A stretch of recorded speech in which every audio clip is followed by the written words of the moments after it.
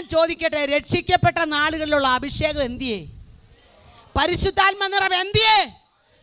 ഇപ്പൊ എല്ലാം വിദേശത്ത് മക്കള് പോയപ്പോ തികഞ്ഞു.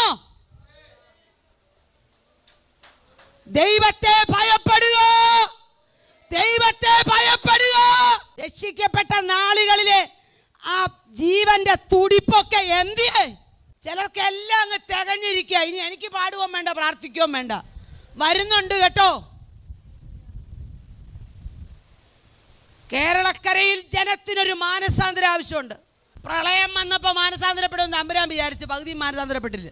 പാപത്തിന്റെ വശീകരണ ശക്തിക്കകത്ത് നീ ഒരു വേള ഒതുങ്ങിക്കൊടുത്താൽ അവൻ നിന്നെ തകർത്തല്ലാതെ മാറില്ല.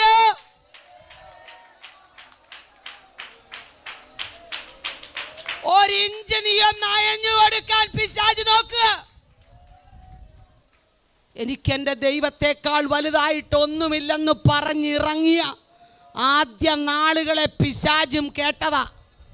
നന്മകളുടെ കൂട്ടം ജീവിതത്തിൽ ലഭിച്ചപ്പോൾ പഴയ ദൈവകൃപയെ നഷ്ടപ്പെടുത്തി മറ്റു പലതിലേക്കും ശ്രദ്ധ തിരിച്ച് നിർമ്മലത നഷ്ടപ്പെട്ടെങ്കിൽ ഇന്ന് പകൽ മടങ്ങി വരണേ.